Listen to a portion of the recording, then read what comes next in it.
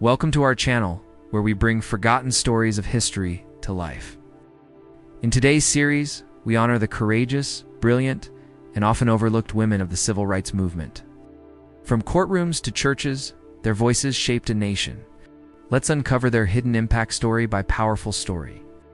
The Forgotten Women of the Civil Rights Movement, Hidden Stories that Shaped America.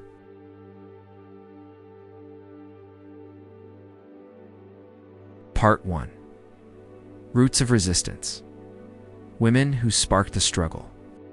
Long before the national spotlight shined on the civil rights movement in the 1950s and 60s, Black women were already laying the groundwork for a revolution in kitchens, churches, and schoolrooms across the South. These women resisted the everyday humiliations of segregation and systemic oppression with quiet defiance and bold vision. Their names were rarely mentioned in newspapers, and their photographs seldom graced magazine covers. The infrastructure of the movement would never have existed. Women like Ella Baker began organizing on a grassroots level, not from charismatic figures at the top, but without them. Early a schoolteacher from South Carolina who saw education as the foundation of freedom, worked with the NAACP and later with the Southern Christian Leadership Conference, reflected a different model, but the soil had been tilled for generations by women who understood that true freedom was not given, but claimed of activism, one that emphasized listening, empowering local voices, and building collective strength. Take Ida B. Wells, for instance, a pioneering journalist and activist who launched an anti-lynching crusade in the 1890s. Decades before the Montgomery bus boycott, she exposed the horrors of racial violence through relentless investigation and unflinching storytelling. Bringing national attention to injustices long ignored refusal, she persisted. Clark empowered ordinary people with the tools to fight institutionalized racism, forming organizations and rallying communities in pursuit of justice. To stay silent set a model for countless women who followed her, though her work was met with threats and violence. In the 1930s and 40s, Baker believed leadership should come from the people. She planted the seeds of participatory democracy that would later define student-led groups like SNC. See another lesser-known figure was Septima Clark, enabling thousands of Black Southerners to pass literacy tests and register to vote. She began teaching reading and citizenship classes in the 1950s. Through the Highlander Folk School and later the Citizenship Education Program, she believed that knowledge was a weapon, one that could topple unjust systems. Mary McLeod Bethune, a visionary educator and advisor to President Franklin D. Roosevelt, used her national platform to advocate for Black civil rights. Founder of the National Council of Negro Women, Bethune stressed the importance of building Black institutions and economic independence. Her work bridged movements, linking racial justice, women's rights, and labor organizing. She believed that political power must be built, not begged for, and she used every channel available to demand recognition and respect for Black Americans. These women did not wait for the movement to begin. They were the movement. They developed networks of trust and communication long before the age of televised marches. They faced down white supremacy, not only in mobs and sheriffs, but also in courtrooms, school boards, and city councils. They endured slander, threats, economic retaliation, and exile from their communities for the sake of collective advancement. What makes their early efforts so powerful is not just what they achieved, but how they achieved it. They rarely relied on grand speeches or spotlight moments. Instead, they cultivated local leadership, built alliances, and transformed ordinary spaces into sites of resistance. Kitchen tables became planning grounds, church basements turned into classrooms, beauty salons buzzed with political strategy. Too often, the narrative of the civil rights movement begins in the 1950s. These foremothers passed down more than stories. They passed down blueprints, and though their contributions were marginalized, their strategies echoed throughout the decades that followed. Their resistance was not loud, but it was lasting. Their names may not appear in most history textbooks, but their fingerprints are on every page of America's long journey toward justice. Part 2. Hidden in plain sight. Unsung organizers and strategists behind every major march, boycott, or legal battle of the civil rights era stood a small army of women working tirelessly in the shadows.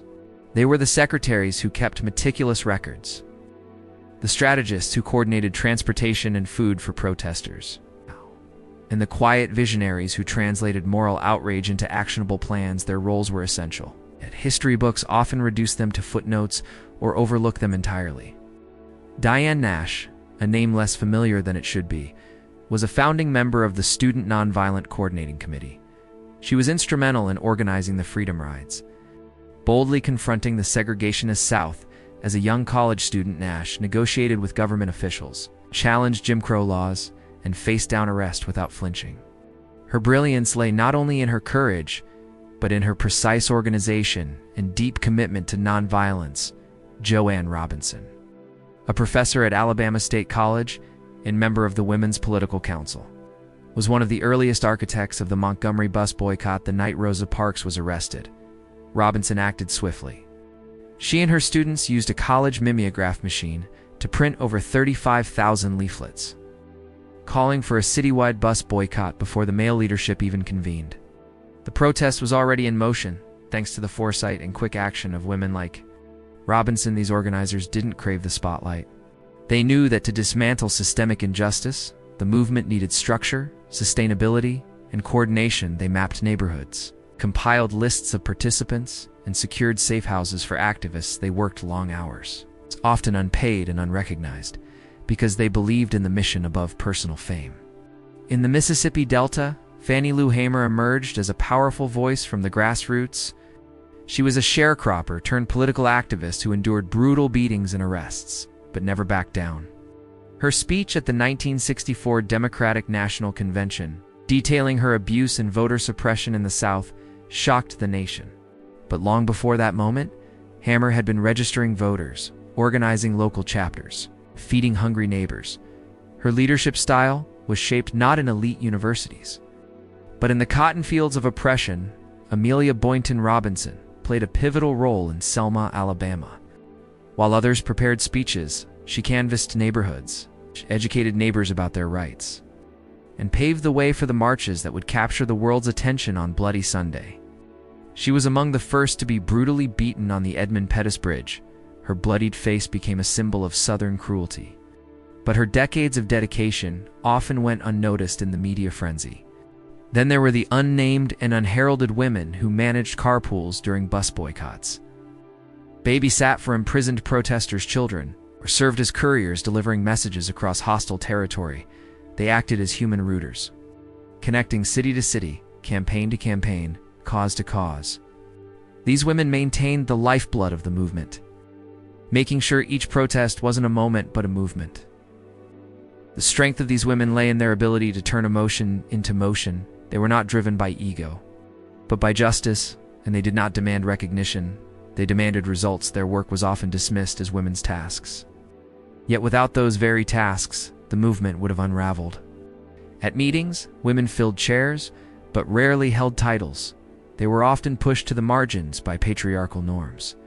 Even within progressive movements, but they persisted. They understood the power of working behind the curtain. They moved information, people, and resources with the precision of generals, only without medals. When we examine civil rights history without these women, we see only half the truth. The charismatic male leaders we honor today stood on foundations built by women who strategized in silence. It's not that women weren't present, it's that their presence wasn't preserved. The stories of these organizers and strategists remind us that leadership comes in many forms. It can be found in a speech delivered from the Lincoln Memorial, but also in a church basement organizing carpools at midnight. Their legacies may not always be engraved in stone, but they are etched in the victories of a movement that changed the nation. Part 3: Education as a Weapon. Women in desegregation battles long before classrooms were desegregated by court order. Black women were already fighting for equal education with every fiber of their being. They knew that knowledge was not just a tool but a shield and a sword, something that could liberate the mind. And in time, the nation, while men often stood at podiums, women stood at chalkboards, filing cabinets, and courtroom benches, demanding a future that would not mirror their past.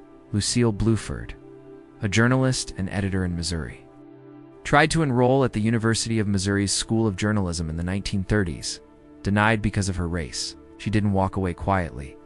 She launched a legal challenge that lasted years. exposing the contradictions in the state's separate but equal doctrine, though she never gained admission. Her struggle laid groundwork for future educational equality lawsuits and forced the state to confront its discriminatory policies. Perhaps the most famous name associated with school desegregation is Linda Brown, the young girl at the center of Brown v. Board of Education. But behind her stood her determined mother, Layla Brown, who insisted on enrolling her daughter in a white school in Topeka, Kansas. It was Layla's defiance and persistence that ignited the case that would eventually strike down school segregation nationwide. She did not speak in court, but her voice echoed in every decision made in the landmark ruling in Virginia. Barbara Johns, a 16-year-old student, led a walkout of her segregated high school in protest of substandard conditions. What began as a student protest evolved into a lawsuit, Davis v. Prince, Edward County, which later became one of the 5 cases combined into Brown v. Board. Johns had no legal training, no political backing, no media platform, but she had courage. And that courage would help dismantle a century of educational apartheid, ensuring that African Americans of all ages had the tools to pass rigged literacy tests and participate in civic life. Meanwhile, educators like Ruby Hurley, Thelma Glass, Septima Clark understood that the fight for equal education extended beyond the courtroom. They developed informal citizenship schools and adult literacy programs. Education wasn't just about textbooks, it was about power. In Little Rock, Daisy Bates took on the role of mentor, protector, an advocate for the 9 black students who integrated Central High School as president of the Arkansas NAACP. She not only helped select the students, but personally escorted them through mob-filled streets. While the cameras captured the children's faces, it was Bates who absorbed the hate mail, the threats, and the social ostracism that came with leadership. She served as both shield and sword, guarding the students and cutting through the wall of resistance with sheer will. Many of these women were teachers themselves, underpaid, overworked, but never undervalued by their communities. They worked double shifts, too, buy supplies for their students. They risked their jobs to attend school board meetings. They opened their homes for tutoring sessions because public facilities would not even. When black children were technically granted access to white schools, it was often the mothers who carried the burden of implementation. They sat in courtrooms, filled out endless paperwork, endured racial slurs at PTA meetings, stood alone at school gates while their children were taunted. Their names never made it to history books, but their footsteps traced the real path to integration despite federal mandates. School integration was slow and often violent, but these women persisted not because they expected instant success, but because they refused to surrender their children's futures. They knew that access to education was access to opportunity, and that opportunity was everything in a system designed to deny it. Their battles were not fought with bullhorns, but with forms, letters, petitions, and quiet defiance. They weren't seeking glory, they were building legacies, and in doing so, they transformed schools from sites of exclusion into battlegrounds for equality today. We remember the court decisions and political speeches, but it's time we remember the mothers who walked their children into hostile hallways, the teachers who held classes in their kitchens, the students who refused to disappear, and the women who turned classrooms into crucibles for change.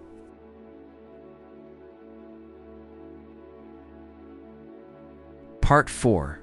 Beyond Montgomery. Female foot soldiers of the bus boycotts. When we think of the Montgomery bus boycott, the name Rosa Parks inevitably comes to mind.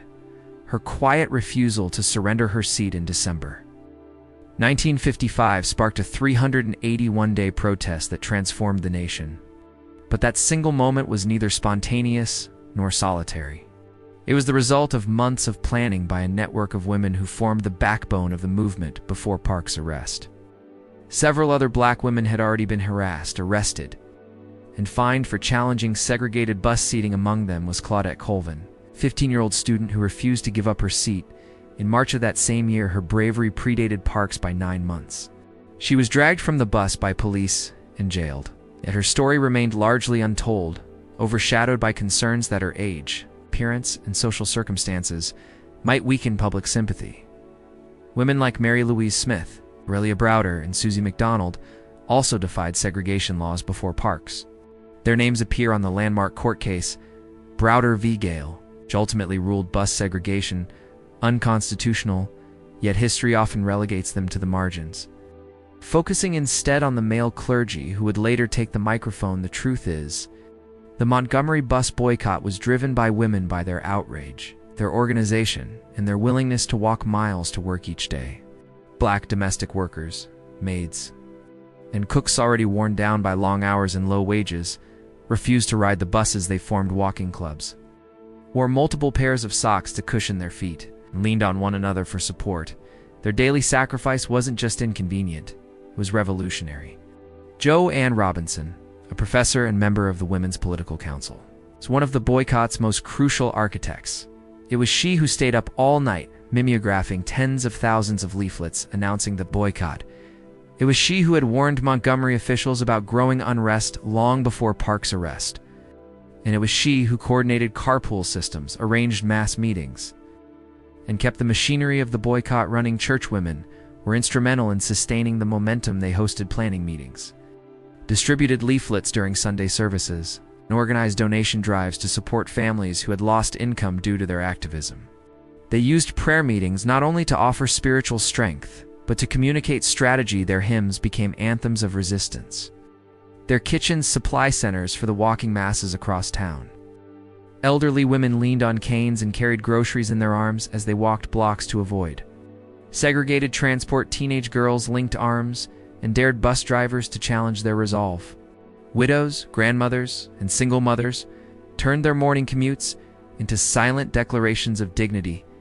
Every step they took was a protest, every foot blister a badge of honor. Men like Dr. Martin Luther King Jr. became the public face of the movement, but they stood on the unshakable foundation laid by women. When carpool drivers were arrested, women stepped in with their own vehicles. When churches were bombed, it was the women who swept the debris and prepared the next meeting room. They were logistics experts, emotional pillars, and the moral conscience of the boycott. The success of Montgomery inspired similar boycotts across the South, from Tallahassee to Baton Rouge to Jackson. In each case, women played identical roles, adapting the Montgomery blueprint to local contexts. Their activism spread like wildfire, not because of charismatic leadership alone, but because ordinary women were willing to rise each morning with a purpose greater than themselves. What these foot soldiers lacked in visibility, they made up for in persistence. They were the fuel that kept the movement burning. Without their quiet courage, there would have been no mass mobilization, no lawsuits, no victories. These women didn't wait to be asked. They acted. They walked in shoes that blistered and tore. They stood in places where they were told to sit. They lifted a nation with each weary step. Their faces rarely made it to the front page, but their footprints remain embedded in the streets of Montgomery. In every tired foot, every emptied bus seat, and every child watching from a window, the story of the civil rights movement was rewritten by women who chose to walk. Part 5. Risking it all. Women on the front lines of protest. Courage is often imagined in sweeping speeches or dramatic standoffs. But for many women in the civil rights movement, courage meant facing daily threats, physical danger, and legal consequences without protection, headlines, or even support from within their own communities. They marched, satin, rode buses, faced mobs, and bled on pavement so that others could stand a little taller. Gloria Richardson, leader of the Cambridge movement in Maryland, stood unflinching as a National Guardsman pointed a bayonet inches from her face, captured in a now iconic photograph. Her calm defiance told a different story from the mainstream, male-led narrative of nonviolence. Richardson believed in self-defense. She organized protests, economic boycotts, and direct action that exposed inequality in education, jobs, and housing. Her leadership challenged not only white power structures, but also dominated civil rights organizations that tried to sideline her. In Mississippi, Annie Devine, Fannie Lou Hamer, Victoria Gray formed the backbone of the Mississippi Freedom Democratic Party. They risked everything to register Black voters in one of the most violently oppressive states in the country. These women were harassed, beaten, arrested, and shot at for attempting to exercise basic rights. But they never backed down. They challenged the all-white delegation at the 1964 Democratic National Convention, shaking the foundations of political representation in America. Fannie Lou Hamer's speech at the convention wasn't just powerful. It was damning. She described being jailed and brutally beaten simply for helping others to vote. Her voice trembled but did not break. she asked the nation, "Is this America?" It was a question that cut deeper than any policy proposal and reached far beyond the halls of Congress sit-in protests, often attributed to male students. Were frequently led or supported by women, Diane Nash didn't just participate. She orchestrated, she coordinated. Nashville's sit-in movement and trained students in nonviolent resistance. Under her leadership, protesters remained calm while facing racial slurs. Hot coffee poured on them. And physical assault from angry white customers and police officers. Nash was arrested multiple times. But her focus never wavered in Alabama. Amelia Boynton Robinson led voter registration drives and participated in the infamous Selma to Montgomery marches. On Bloody Sunday, she was among those brutally attacked on the Edmund Pettus Bridge. Photographs of her unconscious body shocked the world. But few recognized her decades of activism that came long before the cameras arrived during the Freedom Rides. Black and white activists rode together into the segregated South to challenge unconstitutional laws. Many women were among them, like Joan Trumphauer Mulholland and Carolyn Goodman, who faced arrest, beatings, and threats from mobs and authorities. Black female riders endured not only racist violence, but also sexist scrutiny, often navigating hostility from within their own movement. Women like Ruby Doris Smith Robinson became full-time organizers, traveling across dangerous territories, staying in rural homes, building trust with local communities, and recruiting volunteers. Her work with SNCC showed the depth of risk involved, not just physical, but emotional and mental. She died young, but her legacy lives in every voter registration drive and community action center that followed. Risk for these women was never abstract. It meant losing jobs, being evicted, having children threatened, and surviving physical abuse. It meant living with the trauma of violence and the weight of knowing that justice would not come quickly, if at all. Yet they showed up every day. They weren't protected by media crews or political influence. They stood in doorways, crossed bridges, sat at counters, and walked alone. They entered courtrooms with bruises and emerged with resilience. While some in the movement debated strategy from offices, these women felt the hot breath of hatred on their necks. They were insulted, spit on, followed home. Still, they protested. Still, they registered voters. Still, they believed the image of a protester is often a man holding a sign or speaking from a podium. But the reality was more complex. It was women facing attack dogs, women shielding children from tear gas, women standing tall as fire hoses knocked them down. Their bravery didn't just challenge segregation, it challenged silence. It demanded to be seen not for glory, but for truth.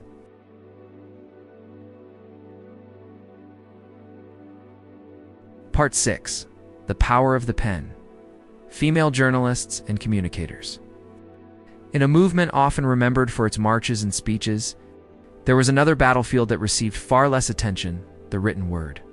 While leaders shouted from podiums and protesters filled the streets, a powerful group of women used pens, typewriters, cameras, and mimeograph machines to frame the movement in truth and expose injustice to the world. Ida B. Wells, long before the civil rights movement of the 1950s and 60s, proved the pen's power in the fight for racial justice.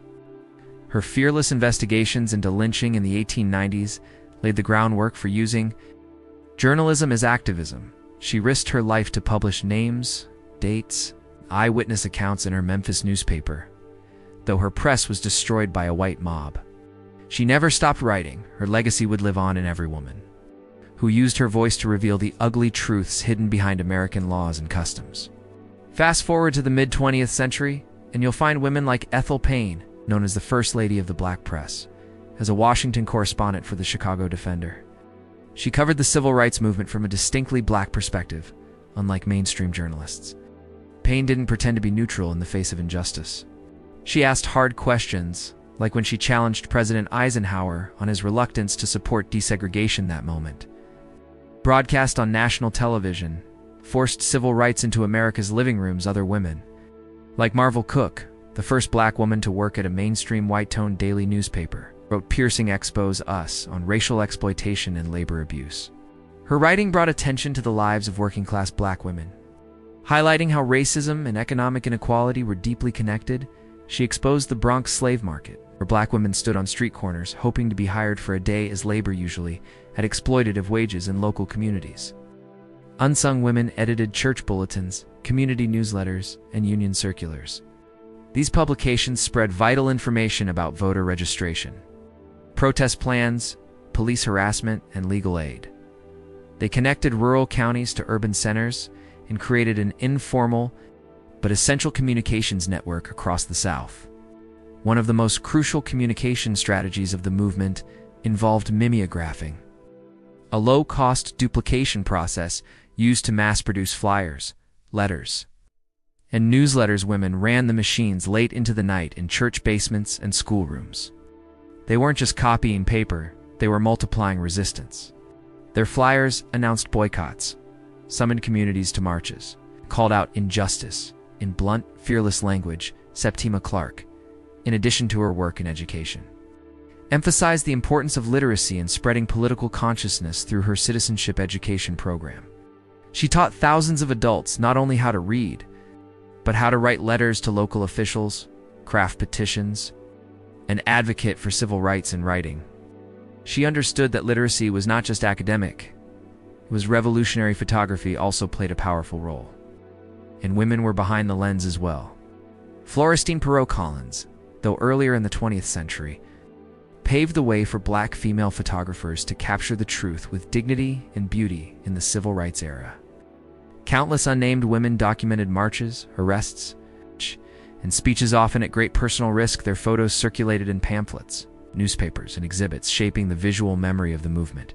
Women also shaped public perception through public relations. They wrote press releases, handled crisis communication, and responded to slander from white supremacist media outlets. These behind-the-scenes efforts made sure that the truth of the movement wasn't drowned out by propaganda. When the national press ignored local acts of violence, it was these women who got the story out. They contacted sympathetic journalists, sent telegrams, and circulated photographs through activist networks. They made sure the world saw the blood on the sidewalk, the chains on the wrists, the courage in the eyes of children walking through screaming crowds. They wielded words like weapons and wove narratives that could not be dismissed. They reminded the world that the civil rights movement was not a moment hit, was a mosaic of struggle. Stitched together by 1,000 hands and 1,000,000 words, their tools were often simple pen, paper, ink, but their impact was seismic without them. The movement's message would have remained trapped in the South, buried beneath silence and censorship. Instead, it roared across the nation. Not every hero marched, some wrote, and in their words, the movement found its voice. Part 7: Behind Bars and in Courtrooms. Legal battles led by women. While protests raged in the streets and chants echoed across cities, another war for civil rights was being fought behind courtroom doors and prison bars, and once again, women were at the forefront, facing jail time, arguing cases, filing motions, and reshaping the law itself to bend toward justice.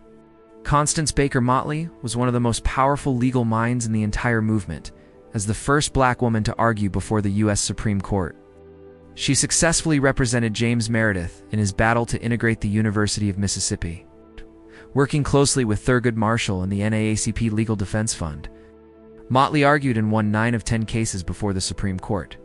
She helped dismantle legal segregation in schools, public accommodations, and housing. One brief at a time. She didn't need a megaphone, she had the law. Another lesser-known giant was Lydia Lytle, who had become one of the first black female law professors in the United States by the early 20th century. Though she lived before the civil rights movement reached its peak, she inspired a generation of women to see the courtroom not as a barrier, but as a battleground. Her legacy lived on in the countless female attorneys who followed, many of whom took on civil rights cases no one else would touch. Countless black women endured jail time, not by accident, but as deliberate acts of civil disobedience. Women like Dorothy Height, Diane Nash, and Mary Hamilton walked into courtrooms knowing they would be denied basic respect. But they refused to bow. Mary Hamilton, in particular, made history when she insisted that the courtroom refer to her as Miss Hamilton, challenging the deep-rooted Southern practice of denying black people titles. Her refusal sparked a Supreme Court case that affirmed the dignity and formality denied to black litigants for generations. The jails became sites of resistance. Black women were arrested for sitting at lunch counters, registering voters, and refusing to move to the back of buses. But imprisonment didn't silence them, it sharpened their focus. Fannie Lou Hamer was brutally beaten in jail for her activism, suffering lifelong injuries, yet she emerged stronger. Using her experience as a weapon of truth before the nation and the world, her story turned the courtroom into a confessional of American injustice. Viola Luzo, a white mother of 5 from Michigan, joined the movement after seeing images of Bloody Sunday. She drove marchers in Selma and used her car to transport people safely between protest sites. She was murdered by the Ku Klux Klan while doing so. Her death led to rare federal charges against white supremacists and demonstrated that women, regardless of race, were willing to face the gravest dangers for the cause of civil rights. Behind every courtroom victory was a support network of women preparing exhibits, gathering testimony, organizing witnesses, and documenting abuse. Legal secretaries, researchers, and law students, many of them female, worked tirelessly to build the cases that would chip away at Jim Crow. Their names were rarely listed on court documents, but their fingerprints were all over the victories. Female judges were also rising during this time. Slowly but unrelentingly, Juanita Kidd Stout became the first black woman elected to a court of record in the U.S. Serving as a judge in Pennsylvania, her courtroom became a place where fairness was not theoretical, but enforced. She proved that justice in black hands could look very different from what the South had long dictated. The legal strategies of these women extended beyond race. They fought against gender discrimination within the movement and the legal system itself. Many understood that black women were facing a dual burden, targeted both for the color of their skin and their gender. Their advocacy laid early groundwork for what would later be known as intersectionality, long before it had a name. They walked into spaces where they were told they didn't belong. They challenged legal traditions that were designed to exclude them. They turned the law into a weapon for liberation rather than oppression. Their brilliance wasn't in grand speeches, but in airtight arguments and precedents set in hand-typed affidavits that shook the foundations of white supremacy. These women taught us that the courtroom was not just a place for justice to be delayed. It could also be a place where justice was demanded, and sometimes finally delivered. Part 8. Faith in Action. Church women and moral leadership. Long before buses were boycotted or courtrooms were stormed, black women were preaching justice from pulpits, church pews, and gospel choirs. The church was not just a place of worship, it was the headquarters of community, the heartbeat of black resilience, and the foundation of moral clarity in the civil rights movement. And behind that pulpit power stood the women who kept the church alive in body and in spirit. These women led prayer circles that became planning sessions. They organized bake sales that funded bus rides and legal aid. They taught Sunday school in the morning and then attended strategy meetings by afternoon. They didn't wear collars, but they wore courage. Mahalia Jackson, the gospel powerhouse, didn't just inspire with her voice, she emboldened the movement with her presence. She sang at rallies, fundraisers, and mass meetings. Providing more than music, her songs stirred the soul and reminded exhausted protesters of a higher calling. When she told Dr. King to tell them about the dream at the March on Washington, she wasn't just encouraging a speech, she was shaping history. Coretta Scott King, often remembered as Dr. King's widow, was in fact a powerful leader in her own right before and after her husband's death. She used her voice to advocate for peace, justice, and equality. She organized anti-war protests, worked tirelessly for the Poor People's Campaign, helped found the King Center for Nonviolent Social Change. Her moral vision extended beyond race, included gender, class, and global human rights. Church women like Juanita Abernathy, wife of Reverend Ralph Abernathy, were not content to stand in the background. Juanita was instrumental in organizing the Montgomery bus boycotts, carpools, and communication systems. She balanced motherhood with full-time movement work, coordinating logistics that allowed thousands of people to boycott public transportation for over a year. She often stood by her husband's side, not behind him. Many women led church auxiliaries, mission boards, and women's ministries that doubled as activist collectives. These were the mothers of the church, respected elders who held moral sway over congregations and communities alike. When they spoke, people listened, and when they said it was time to march, people followed. The Southern Christian Leadership Conference, Often credited with centralizing the civil rights movement under charismatic male leadership, relied heavily on women in church networks to mobilize local action. Women hosted mass meetings in fellowship halls, cooked for hundreds of activists, and kept minutes of every meeting. They were administrators, strategists, and spiritual anchors, all at once. Prethia Hall, one of the first women ordained in the Baptist tradition, was also a powerful orator and theologian. She worked in voter registration and organizing efforts in the South, and is credited with inspiring Dr. King's use of the phrase, "I have a dream." Her sermons blended scripture with justice, faith with freedom. She didn't separate salvation from liberation. She preached both in one breath in rural towns. Women were the ones who kept the doors of small black churches open, under threat of arson, harassment, or police surveillance. They prayed not just for safety, but for strength. And when that wasn't enough, they built networks to feed the hungry, care for jailed protesters' families, keep hope alive when despair loomed large. Faith gave these women more than comfort. It gave them a mandate. They believed their struggle was not just political, but spiritual. That to march for justice was to walk in the footsteps of prophets. That to defy segregation was to honor the gospel. These were women who understood the scriptures intimately and who wielded them against injustice they invoked. Exodus, when they marched out of segregated neighborhoods, they summoned the prophets. When they called out politicians they believed, without apology, that God stood on the side of the oppressed. Their prayers were not passive. Their hymns were not whispers. Their faith was not quiet. It roared in protest lines and pulpit calls. In communion services and courtroom vigils, these women didn't need titles to lead.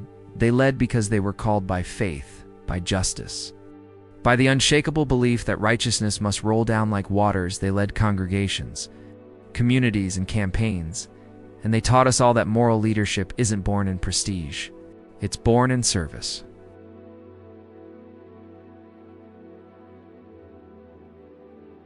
Thank you for watching and remembering the women who stood at the heart of the civil rights movement. Their names may not be in every textbook, but their legacy lives on. Don't forget to like, comment, and subscribe for more untold stories that deserve the spotlight. Their fight is our heritage,